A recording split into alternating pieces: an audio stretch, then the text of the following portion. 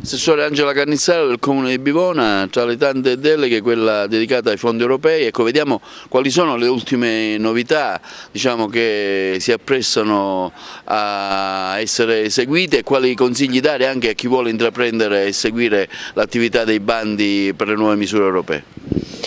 Sì, noi siamo nel pieno, la Regione Sicilia è nel pieno della programmazione, sia come fondi PO-FESR sia come PSR, quindi siamo nel pieno dell'attività, i bandi escono numerosissimi, siamo veramente, c'è una sorta di unità d'attacco, vorrei dire,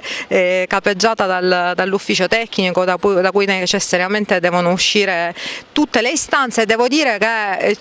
ci siamo molto impegnati e in questa sede mi consenta anche di ringraziare tutto il nostro personale, perché a 360 gradi lavora per non farsi scappare nessuna opportunità. Abbiamo praticamente presentato qualunque bando destinato agli enti locali, c'era necessità, avevamo già in programmazione, avevamo studiato già, devo dire, lei ricorda che siamo una giunta neoeletta, a giugno avevamo già in sede preelettorale verificato una serie di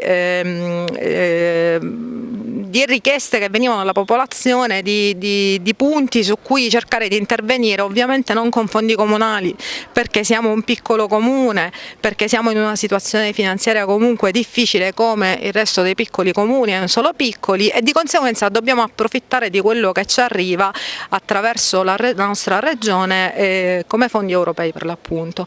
Adesso ci tocca continuare a lavorare e aspettare, siamo per alcuni già in fase avanzata di valutazione, ci sono dei ritardi che dipendono dal fatto che ci sono state le elezioni regionali, quindi ci sono dei cambi, abbiamo preso contatti anche con questa nuova giunta regionale e stiamo lavorando. Io sono impegnata anche sul fronte ambiente, quindi stiamo seguendo anche l'ennesimo rinnovo dei vertici del Parco dei Sicani e siamo quindi attivi anche su questo fronte. Attraverso poi le nostre piccole economie ci stiamo dedicando anche a un riassetto della situazione urbanistica del comune, senza dimenticare che attraverso la strategia SNAI e l'area interna dei Sicani vorremmo anche unificare il volontariato e tutti i mezzi e tutta l'organizzazione della protezione civile, perché lei sa che questo è un tema che a noi tocca molto. L'anno scorso noi abbiamo avuto 2 alluvioni molto importanti che hanno completamente sovvertito l'ordine, per esempio stradale, della città, e di conseguenza su questo stiamo lavorando per cercare di mettere insieme quanto più forze, mezzi, strumenti e competenze possibili per salvaguardare il nostro territorio.